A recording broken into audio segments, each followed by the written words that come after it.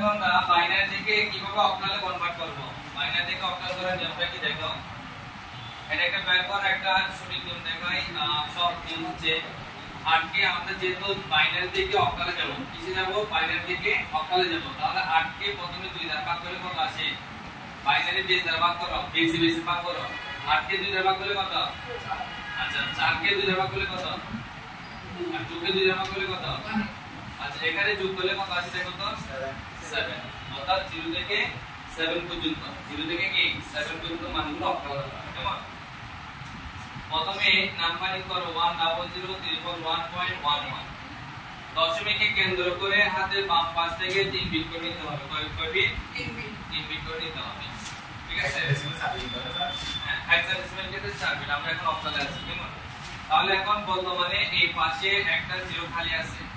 খালি থাকলে ওটাকে 0 দ্বারা কি করতে হবে? পূর্ণ করতে হবে।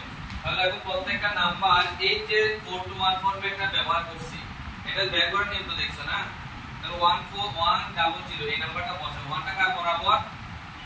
4 341 কত হবে? 7 তারপর পয়েন্ট 110 কত হবে? 6। তাহলে আমরা কত বল এখন কত হবে? 47.66 এটা অক্টাল। বুঝে গেছে? এতটুকু বুঝছো সবাই? বুঝে গেছে এতটুকু? অর্থাৎ এখানে দেখো এই 1 এর কার বরাবর 4 না? তাই 4 বুঝে গেছে। আর হচ্ছে 311 দেখো 311 মানে কি? এই বরাবর আছে 1 বরাবর আছে 4 এটা একটি, তারপরে এই 2 তারপর 1 যোগ করলে কত আসে? 7 না?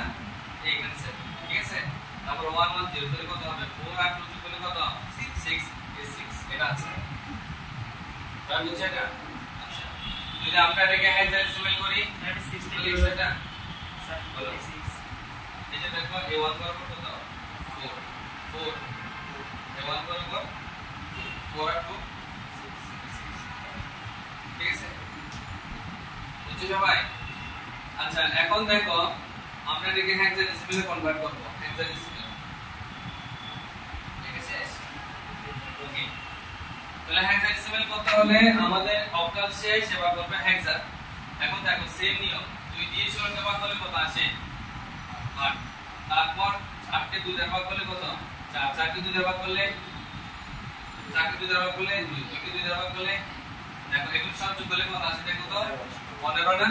0 থেকে 15 পর্যন্ত মোট সংখ্যা কয়টা? এই যে এটা হেক্সা, এটা হেক্সাডেসিমাল। ঠিক আছে? এটা কি হেক্সাডেসিমাল। 100 1.1 দশমিকে কেন্দ্র করে হাতের বাম পাশ থেকে 4 বিট করে নাও। 4 বিট করে সব থেকে 4 বিট আসছে না?